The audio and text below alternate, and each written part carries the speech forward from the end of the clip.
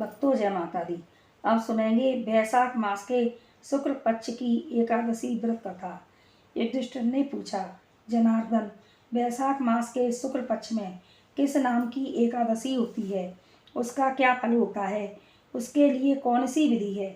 भगवान श्री कृष्ण बोले, धर्मराज, पूर्व काल में परम बुद्धिमान श्री रामचंद्र जी ने महर्षि वशिष्ठ जी से यही बात पूछी थी जिसे आज तुम मुझसे पूछ रही हो। श्री राम जी ने कहा, भगवान जो समस्त पापों का क्षय तथा सब प्रकार के दुखों का निवारण करने वाला व्रतों में उत्तम व्रत हो, उसे मैं सुनना चाहता हूँ। वशिष्ठ जी बोले, श्री राम, तुमने बहुत उत्तम बात पूछी है। मनुष्य तुम्हारा नाम लेने से ही सब पापों से शुद्ध हो जाता है। पापी लोगों के हित की इच्छा से मैं पवित्रों में पवित्र उत्तम व्रत का वर्णन करूँगा। वैशाख मास के शुक्ल पक्ष में जो एकादशी होती है उसका नाम मोहिनी है। वह सब पापों को हरने वाली और उत्तम है। उसके व्रत के प्रभाव से मनुष्य मोह जाल तथा पातक समूह से छुटकारा पा जाते हैं। सरस्वती नदी के रमणीय तट पर भद्रावती नाम की सुंदर नगरी है। वहाँ धृतिमान नामक राजा, जो चंद्र वंश में उत्पन्न और सत्य प्रतिज्ञ थे, राज्य करते थे।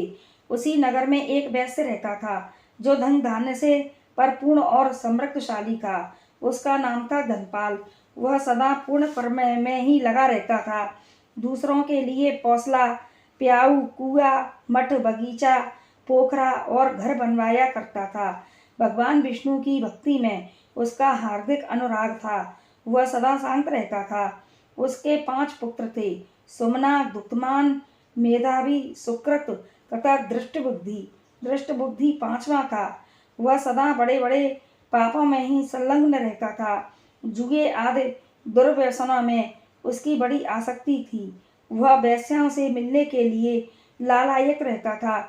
उसकी बुद्धि न तो देवताओं के पूजन में लगती थी और न पितरों तथा ब्राह्मणों के सत्कार में। वह दुष्टात्मा अन्याय के मार्ग पर चलकर पिता का धन बर्बाद किया करता था। एक दिन वह वेश्या के गले में बांह डाले चौराहे पर घूमता देखा गया तो पिता ने उसे घर से निकाल दिया तथा बंधु बांधवों ने भी उसका परित्याग कर दिया। अब वह दिन रात दुख और शोक में डूबा हुआ तथा कष्ट पर कष्ट उठाता हुआ इधर उधर भटकने लगा। एक दिन किसी पुण्य के उदय होने से वह महर्षि कौंडिन्य के आश्रम पर पहुंचा। वैशाख का महीना था। तपोधन कौंडिन्य गंगा जी में स्नान करके आए थे।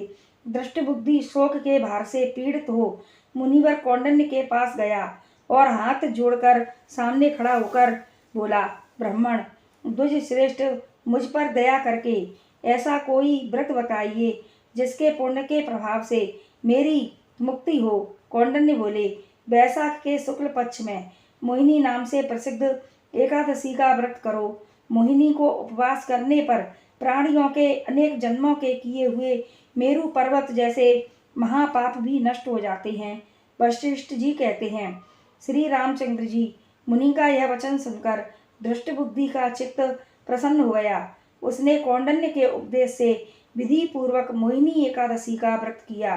नृपश्रेष्ठ, इस व्रत के करने से वह निष्पाप हो गया और दिव्य देह धारण कर गरुड़ पर आरूढ़ हो सब प्रकार के उपद्रवों से रहित तो श्री विष्णु धाम को चला गया।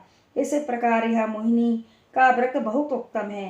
इसके पढ़ने और सुनने से सहस्त्र गौदान का फल मिलता है। बोलो मोहिनी एकादशी मैया की जय।